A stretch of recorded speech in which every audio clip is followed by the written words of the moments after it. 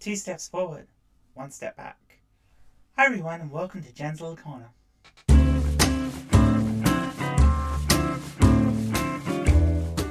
So, the Aussie election happened a month and a bit ago. Nothing much changed. Still the same Conservative government.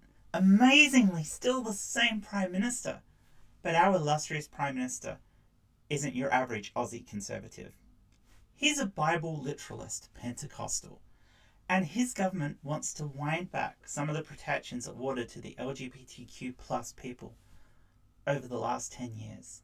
This article comes from The Guardian. Links down in the description.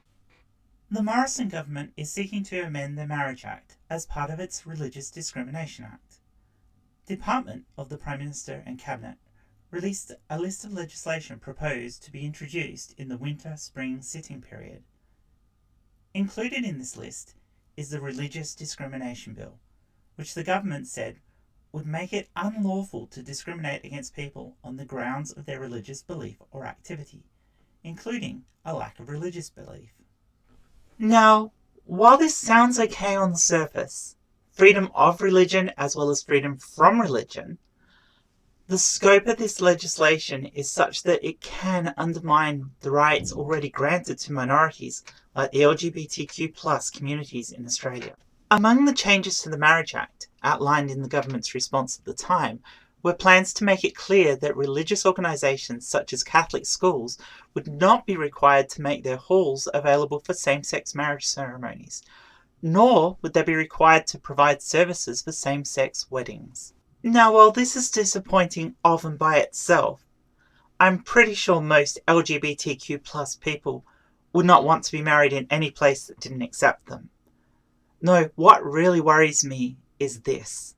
The legislation would amend a number of existing laws, according to the document, including marriage law, charities law, and anti-discrimination legislation. The concern here is that this legislation will give people the religious freedom to discriminate against those they disagree with. So a charity like, say, St. Vincent de Paul could turn away gay, lesbian and trans people, just refusing to help the needy, just on the basis of their religious convictions. And the anti-discrimination changes could also lead to the expulsion of LGBTQ plus students from religious schools.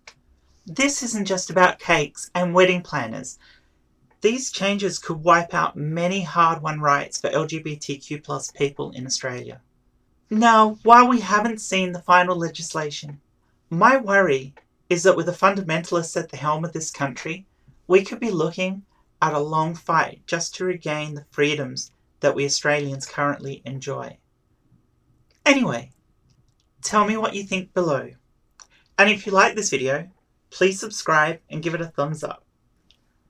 This has been Jen's Little Corner. I'm Jenny. And remember, try not to gag on the selfie stick.